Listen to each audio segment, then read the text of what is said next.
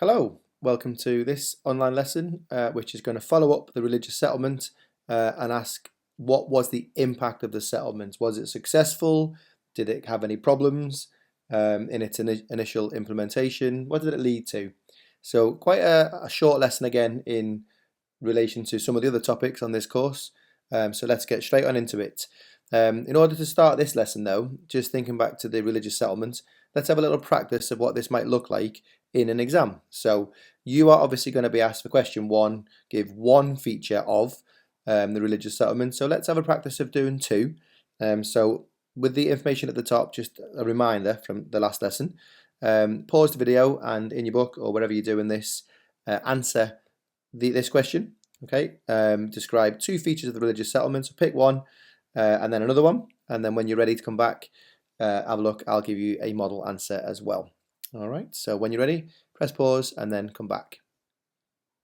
Okay, so hopefully that wasn't too difficult for you, especially based on all of last lesson. So the examples that I've picked for this, because it's quite an easy question really, especially now that you only have to do one feature, is again, I've started off making the opening sentence really, really clear what the feature is I'm going to talk about. So one feature of the religious settlement was the act of uniformity. So I'm going to now say something about the act of uniformity, some supporting detail that will hopefully get us our 2 marks. So I'm following that up with the act of uniformity ensured that all churches in England would look the same. There would be a common book of prayer in English. I might say, just to guarantee the marks, add a little bit more about the decorations, candlesticks or something. That should be enough, but it's always better to put a little bit more in, more than you need, but not to spend ages on this question. You could possibly talk about the vestments or something as well, just one extra bit, just to absolutely be sure. The second feature that I've picked is, again, making it really clear, the act of supremacy. So a second feature of the religious settlement was the act of supremacy. And then following that up with some supporting detail that says the supremacy was designed to ensure Elizabeth was in charge. For example, the clergy had to swear an oath of allegiance to Elizabeth in order to get a license to preach. She also called herself the Supreme Governor of the Church of England. Okay, so I feel like that one's the better of the two answers. Got more than enough detail to get our second mark. All right, so hopefully that was a nice little practice, and by now we're getting very used to question one. It should be causing us no problems at all. All right, so let's delve into the impact of this settlement. All right, so how successful was she? So if we ask these 4 questions to begin with, let's see what you think. So Elizabeth wanted a Protestant church that Catholics could accept. Do you think that she got that? She did not want them to be torn in choosing loyalty to her or their religion. She kept a Catholic feel to the churches as long as people conformed outwardly. They could do what they want at home, remember? And she had hoped that this approach would mean the Catholic faith would just fade away as the Catholic bishops died. So of those things, let's have a little think to yourself, did she manage to do them? So in my opinion, yes, yes, yes, and no. All right, as long as it's Catholics, she has failed in that plan. So she's definitely, in my opinion, and hopefully you're agreeing too, got most of the important calls right in this initial settlement. All right, so quite successful. She's got a Protestant church. The Catholics, generally speaking, at least for the first 10 years, conformed. They went along with it. No one was torn. No one had to make any radical choices. Obviously, the Puritans hated it and the extreme Catholics, but they're always the extreme and they're in the minority. And her churches still kind of look quite Catholic-y. So the transition wasn't so bad. Candlesticks, crosses, sort of paintings. They kind of looked a little bit Catholic-y. Maybe the walls were a little bit whiter, but quite Catholic-y. But obviously then the Catholic bishops haven't faded away. And they do rise to some prominence in the next 20 to 30 years. All right, so let's just check in each part of the settlement, each part of society. So what was its impact on the clergy? Remember, those are the high up priests, bishops, archbishops, who have to take this oath. So all members of the church have to take the oath under the Act of Supremacy to keep their jobs. So let's look at the numbers of this. 8,000 out of the 10,000 did. This meaning life continued pretty much as normal. So you'd go to church next Sunday and your priest would still be there doing the service. because the vast majority chose to continue just in Elizabeth Church. So you could quite clearly argue that it was, I think, clear to see, quite successful in that terms. So 2,000 priests didn't, or 2,000 members of the clergy didn't give her the oath. They lost their job, maybe they went abroad, or a new path in life. But overall, 80% is a significant amount of clergy that continued in their role, swearing the oath of allegiance to Elizabeth. So really, life continued as normal in the main. So the bishops then, these are a little bit higher up than your everyday priests. So remember, the Archbishop of Canterbury is the sort of most important religious person in the country. He does the royal weddings, royal christenings, the coronation. So the bishops are a little bit more important. The Archbishop is obviously number one, and then the bishops. So the clergy generally, the priests, as we've seen, 8,000 generally carried on. When it came to the bishops, though, only one agreed to take the oath. The rest stepped down. So that is an example, perhaps, of where the settlement was less successful with the higher up clergy. Only one bishop continued. The others stepped down. Again, probably went to work in Rome for the Vatican, or I don't know, went to Spain or somewhere, or just went for a happy life in the countryside. As a result, though, she obviously now needs to replace these bishops, and I suppose with some of them, that means there's less bishops in the House of Lords as well, so that could be a positive in the end. But she appoints 27 new bishops, which ultimately means she's got 27 new Protestant bishops in place, which is seriously undermining the Catholic Church's power. So I can see why they've stepped down. They're obviously protesting a little bit, but that's worked right into the hands of Elizabeth, hasn't it? She hasn't had to sack any of these bishops, so the people can't be upset. They chose to leave. And she's taken the opportunity, therefore, to replace them with Protestant bishops, meaning they're hopefully going to be more likely to do everything that she wants, enforce the settlement. I don't suppose she's going to appoint some Puritan bishops, so that has probably worked out quite well in the end, although it's a little example of perhaps how the settlement wasn't totally successful. So then let's think about the people, the oath of supremacy to Elizabeth from the people. Now this painting, they're clearly a wealthy family. I think most families, the majority of the farmer folks, they just got on with it. Probably didn't care really. They go to church, they do their thing, they live in fear, they work the land, and they try to survive. But these families may have more of a vested interest. So let's see how much of this supremacy impacted on the people. So the vast majority of people accepted the religious settlement, brilliant, and attended the new Church of England services, even though many of them were still Catholic and held on to their Catholic beliefs.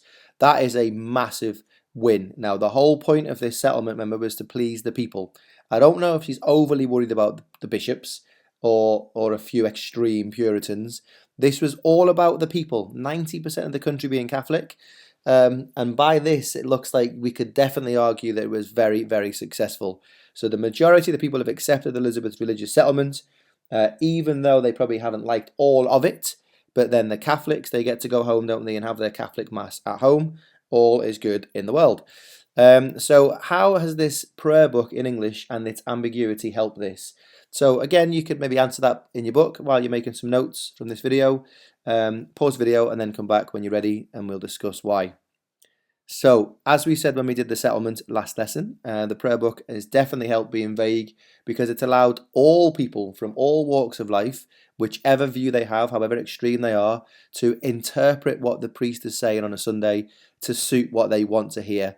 That generally is probably what's helped people accept it and crack on with it. Parishes in the north, though, they're a bit slower. Remember the map we looked at last lesson? Up north is very Catholic. But she's determined not to enforce it, remember. She's trying not to cause an issue out of religion that we've seen in the previous two reigns of Mary and Edward. But there comes a point where you can undermine the Queen only so much, and she has to show that she's boss, doesn't she? Otherwise she appears weak, and I guess what would happen then is more people would take advantage. So for the time being, she doesn't really want to punish them, but she's aware that the north are a little bit slower to accept the settlement.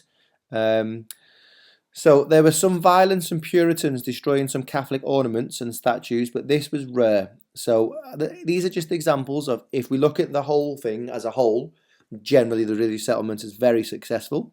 but there's a couple of little examples of where maybe in certain parts of the country not so successful. Although we're talking a handful of these Puritans, they obviously are destroying the Catholic ornaments because it's too Catholic-y, too popish, they would call it.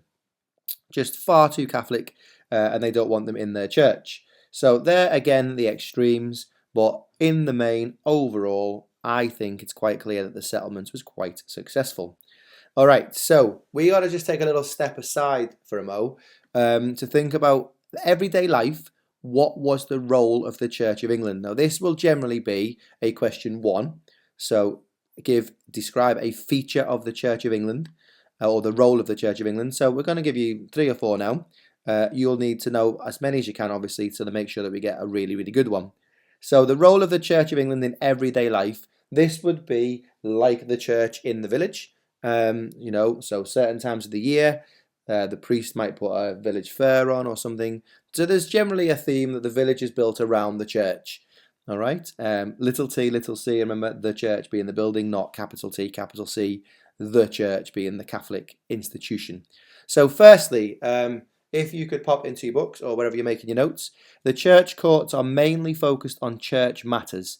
All right, so the courts that the church would have, they're generally going to deal with those ecclesiastical issues, things that relate to the church, nothing really else otherwise. But they do get involved in some minor disputes, or especially if it's a moral dispute, so morality being knowing right from wrong. So that kind of thing, they might get themselves involved. So definitely what the Church of England will do in everyday life for all of us on the ground is they would deal with marriage. And I feel like 90% of the time, that's what they do today, isn't it? We get generally married in a church. A priest does the church, does the service.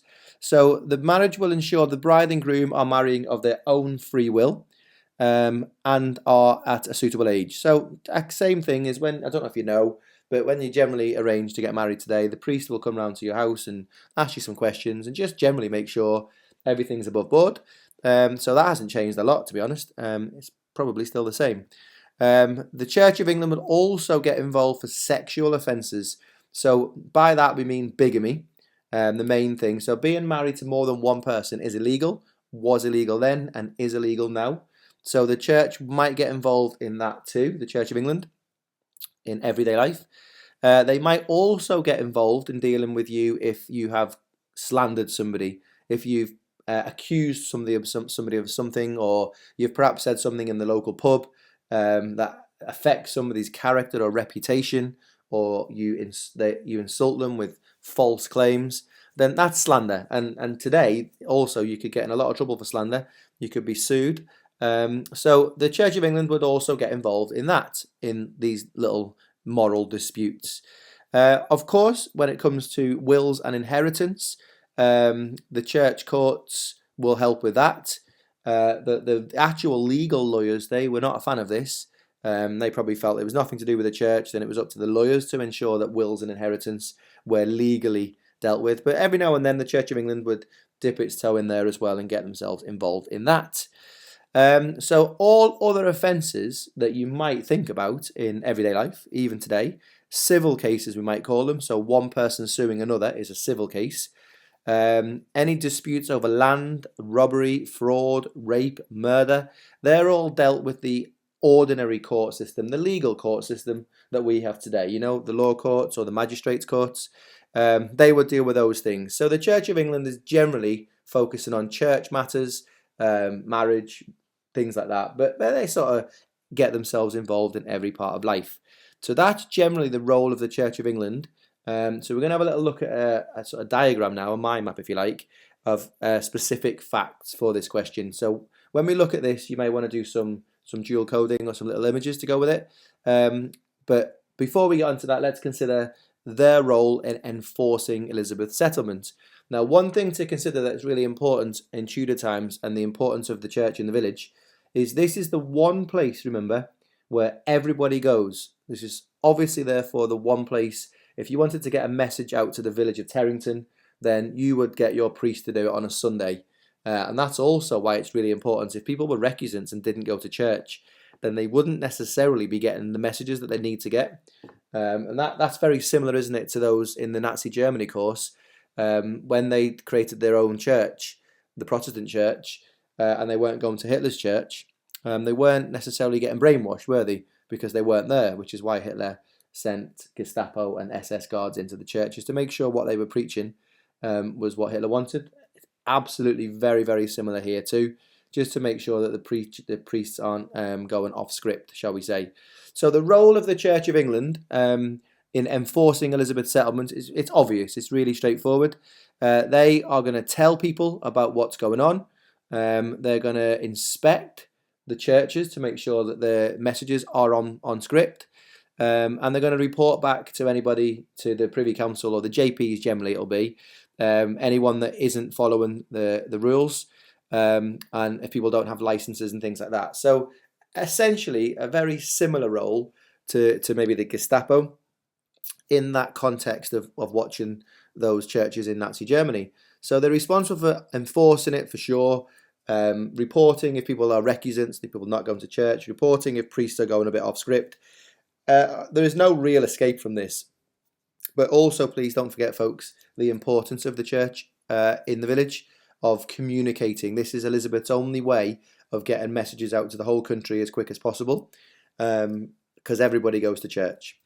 All right, so a parish or a village visit takes place every 3 to 4 years, so a little bit like in school probably, like an Ofsted inspection. People will go in and they'll interview the clergy, they'll interview the locals, the people, and they'll basically try and find out, is everything as expected, right? Is everyone following the lines, following the script of the religious settlement?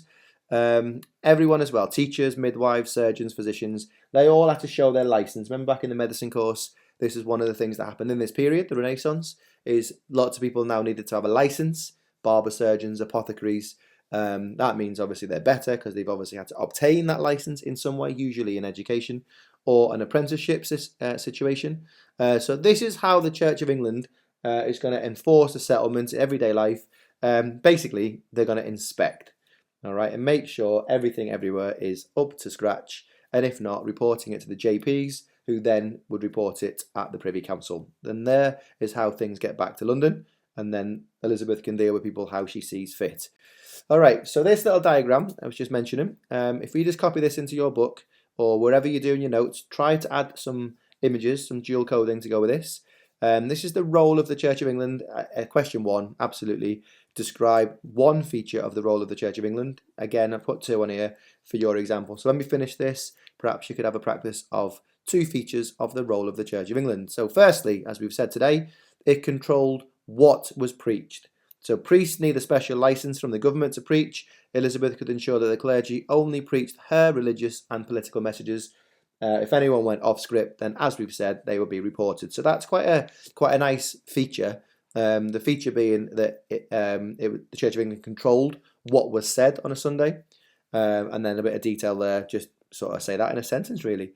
It ran all the church courts, that's another feature, so that's quite a short bubble there, but you could then add the detail of the kind of events that the church court runs, so generally marriages, and the odd moral discussion, so you would add that from the earlier in this lesson. Another feature is it gives guidance to the communities. People would turn to their parish church in times of hardship or uncertainty. That might be seeking some food, it might be seeking just advice, or maybe some financial help. Very similar today in the village. If someone's struggling, they might reach out to the church to help them out a little bit. That's really what religion and Christianity is supposed to be, isn't it? So that's another nice sort of straightforward feature of the Church of England. It enforces the religious settlement. So with these visits, remember the inspections every 3 to 4 years. So your feature would be that the settlement is enforced by the Church of England through inspections, then a bit of detail. And this is quite an interesting little fact, really, that 400 clergy, after their inspections, they'd obviously been deemed to be not doing their job properly, were dismissed. All right, so there is things going on, but 400 out of the whole country, you know, I wouldn't say there's a massive problem here. And then lastly, the role of the Church of England is absolutely to enforce and explain the monarch and their power, to remind people of divine right monarchy, to remind people that they must do what this monarch has said, or else find yourself in hell. Also remember to get out messages and laws and things that the Queen would like the communities to know about, that would happen on a Sunday before or after the church service. They would say, by the way, there's a new law being passed by Parliament that you can't, I don't know, smoke tobacco or something in a pub. I don't know, whatever it might be. That's where you'd find out. Okay, so if you're not going to church, you may not find out about the laws and therefore might get yourself in a little bit of trouble. All right, so straightforward this session, nice and quick, just to give you a bit of an overview of the impact of the settlement. As always, please remember all lessons are available on our website and other revision materials too, as well as all of these online lessons on the YouTube channel. Any questions, as always, please just let us know. Thank you very much and see you for the next lesson.